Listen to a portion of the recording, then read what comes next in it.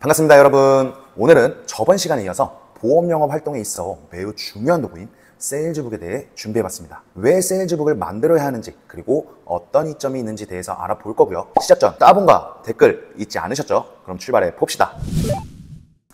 먼저 세일즈북은 단순히 보험에 대한 정보를 나열한 자료가 아니고 고객과의 효과적인 소통과 이해를 돕는 핵심적인 역할을 해주는 나만의 책이에요. 우리가 AP를 하는 이유가 뭐였죠? 보험에 대한 니즈 환기를 위한 작업이잖아요. 그런데 여기서 상품에 대한 정보만을 설명한다면 과연 고객은 니즈가 팍팍 끌어올릴까요? 물론 예외로 정말 어떤 특정 고객이 나 이런 상품이 필요하니까 이것 좀 비교해줘 라고 요청하는 것을 제외하고는 각 회사의 상품 소개하는 정도밖에 안 되겠죠. 그렇기 때문에 우리는 새로운 나만의 책을 만들어야 되는 거예요. 세상에 단 하나뿐일 거예요. 여러분도 상담을 하다 보면 두 가지의 케이스를 느껴보신 적 있을 거예요. 첫 번째 경우는 고객, 상대가 내 말을 경청해주면서 고개를 잘 끄덕인다. 두 번째, 내 말이 뭔지도 몰라 하고 따분해하면서 정신은 저기 히말라야 꼭대기까지 올라가 있다. 이런 두 가지 케이스 경험해보셨죠? 여러분은 이거 매번 어떻게 대처하고 계신가요? 두 번째처럼 아무것도 몰라 하고 관심도 없어 한다면 말을 하는 내 입장에서는 기운이 빠질 수밖에 없겠죠. 그런데 첫 번째처럼 경청해주고 고개를 끄덕인다면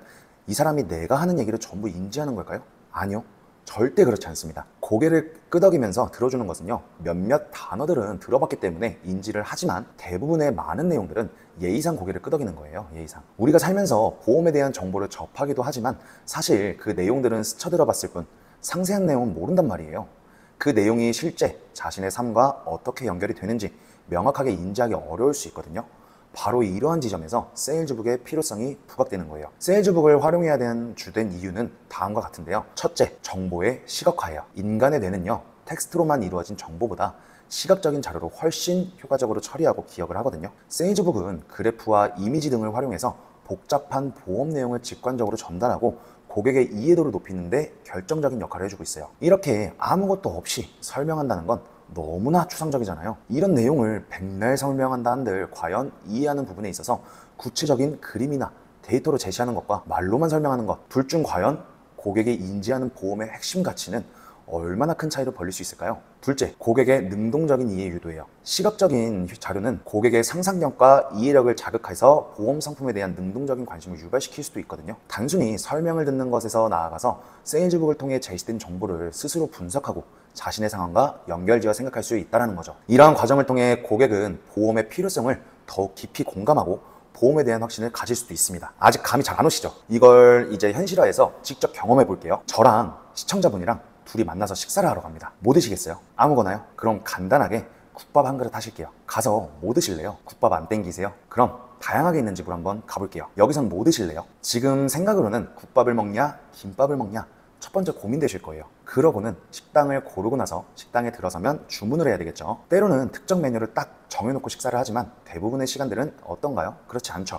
내가 어떤 음식을 판매하는 식당인지를 알면서도 제일 먼저 하는 행동이 무엇인지 떠오르셨나요? 이렇게 메뉴판을 보게 됩니다. 그런데 식당마다 다르죠? 글씨만 적혀있는 메뉴판, 그리고 이미지까지 입혀있는 메뉴판, 둘 다 주문하는 데 있어서 어렵지는 않아요. 왜요? 바로 익숙하기 때문이에요. 음식 사진이 없어도 제육덮밥이 뭔지, 오징어덮밥이 뭔지, 라면이 뭔지 다 알고 있잖아요. 그래서 내 머릿속에 바로 이미지가 떠오릅니다. 그런데 사진에 있는 메뉴판은요, 이미지를 모르는 것도 아닌데 왜 굳이 이미지를 삽입했을까요? 더 맛있어 보이거든요. 더 땡기게 만드는 시각적 효과 때문이에요. 동시에 다른 거 한번 더 볼게요. 이거 주문 가능하시겠어요? 메뉴판인데 주문 가능하세요? 옆에 있는 이 메뉴판은 어떠세요? 이건 역시도 주문은 쉽진 않겠지만 대충 유추해 볼 수는 있겠죠? 이게 바로 시각적 효과라는 겁니다. 그렇다면 우리가 사용하는 보험 니즈를 위한 AP는 어떻게 해야 될까요? 분명히 똑같은 한국말입니다. 그런데 설계사님도 보험 영업 하시기 전에 보험 단어들 뭔지 다 알고 계셨나요? 아니죠. 결국 똑같은 한국말이지만 인지하기 어렵다는 거예요. 그럼 이제 선택해 보실게요. 첫째,